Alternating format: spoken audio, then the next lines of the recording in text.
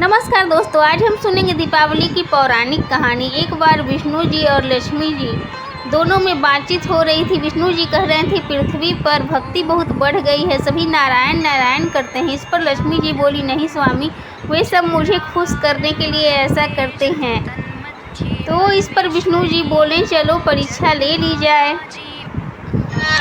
और इतना कहते ही वो एक साधु का रूप लिए और पृथ्वी लोक पर आ गए और एक गांव में जाकर दरवाजा खटखटाया तो एक व्यक्ति निकला। वह उस गांव का सेठ था। वो बोले कि मैं गांव में रहकर कुछ दिनों तक नारायण का जाप करूंगा और नारायण जी की कहानी कहना चाहती हूँ। इस पर सेठ बोला, ठीक है, आप मेरे ही घर में रहिए, मैं व्यवस्था कर दूंगा। और फिर अगले दिन से विष्णु जी रोज पेड़ के नीचे बैठ जाते और गांव वालों को नारायण का जाप भी करवाते थे और कहानी भी कहते थे। खुद विष्णु जी नारायण का जाप कर रहे थे और कहानी कहते थे। सुनने में बहुत ही अच्छा लग रहा था। धीरे धीरे गांव वालों की भीड़ बढ़ते गई। पहले तो कम आए, बाद में बहुत सारे लोग इकट्ठे होने लगे और सभी कहानी सुनने लगे भगवान की। अब विष्णु भगवान को आए पृथ्वी पर 3-4 दिन हो गए थे। लक्ष्मी जी ऊपर अकेली ही थी। अब जहाँ नारायण नहीं है वहाँ लक्ष्मी जी को मन कैसे लगे। वे सोची, इतने दिनों से क्या कर रहे हैं विष्णु जी, पृथ्वी लोक पर चल कर देखना चाहिए। और ऐसा सोचकर उन्होंने एक साधारण सी औरत का वेश धारण कर लिया और आ गई पृथ्वी लोक पर और उसी गांव में आ गई जहाँ पर विष्णु भगवान कहानी कह रहे थे। और फिर धीरे धीरे वे एक ऐसे घर में पहुंच गई जहां एक औरत निकल रही थी प्रवचन सुनने के लिए और वहीं पर जा कर के बोली कि हे बेटी, मुझे बहुत ज़ोर से प्यास लगी है, तुम मुझे पानी पिलाओ। इस पर वो औरत बोली कि मैं तो जा रही हूँ प्रवचन सुनने, पर उन्होंने कहा पहले मुझे पानी पिला दो, बहुत प्यास लगी है। इस पर वो औरत तुरंत पानी लेकर आ गई और उन्हें पिला दिया। जैसे ही उन्होंने पानी पिया वो बर्तन सोने का हो गया।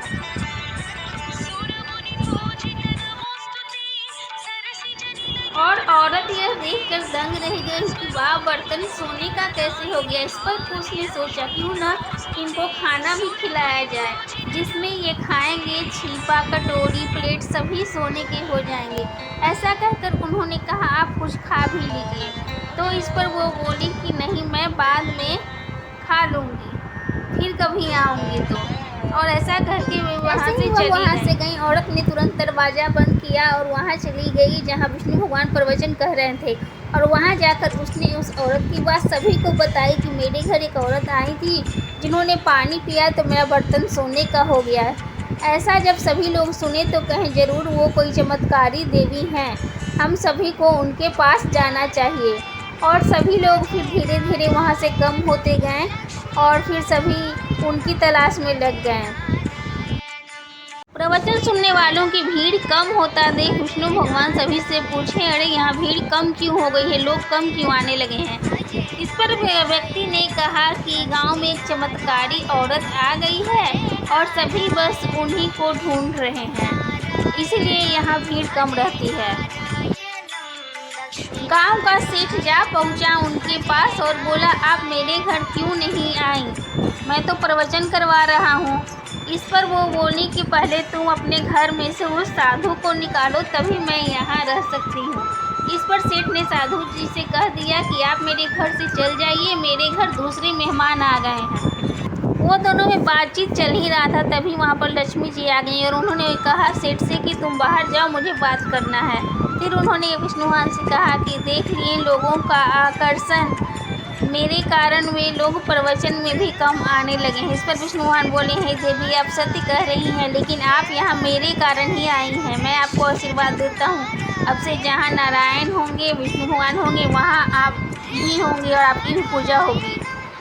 और फिर अगले दिन से सभी एक एक करके उन लक्ष्मी जी को अपने घर ले जाने लगे। और फिर एक दिन लक्ष्मी कहती है कि अब मैं यहाँ नहीं रहूँगी तुम लोगों के पास। पर सेठ कहता है, आप मेरे घर से मत जाइए। इस पर लक्ष्मी जी बोली, नहीं, तुमने तो विष्णु जी को भगा दिया अपने घर से, अब बिना विष्णु के लक्ष्मी जी कैसे न रहेंगी, बिना नारायण के मैं नहीं रह सकती, मैं भी जा रही हूँ विष्णु लोक। और ऐसा कहकर वे वहाँ से चली गईं। और सभी गांव वाले बस देखते ही रह गए। जाते ही सभी गांव वाले बस देखते ही रह गए। गांव वाले ये नहीं समझ पाए कि जहां परमात्मा का वास होता है वही लक्ष्मी जी भी वास होती हैं। बिना नारायण के लक्ष्मी जी नहीं रह सकती हैं। तो दोस्तों, हम सभी को निस्वार्थ भक्ति करनी चाहिए। निस्वार्थ भक्ति करने वाला ही व्यक्ति खुश रहता है और उसे धन धान्य की कमी नहीं होती है। तो दोस्तों, आप सभी को आज का कहानी कैसा लगा कमेंट्स कर ज़रूर बताइए, और वीडियो अच्छा लगे तो लाइक करिए और मेरे चैनल को सब्सक्राइब करिए। और एक बार मेरे साथ बोलिए, जय विष्णु जी, जय लक्ष्मी जी, नारायण नारायण।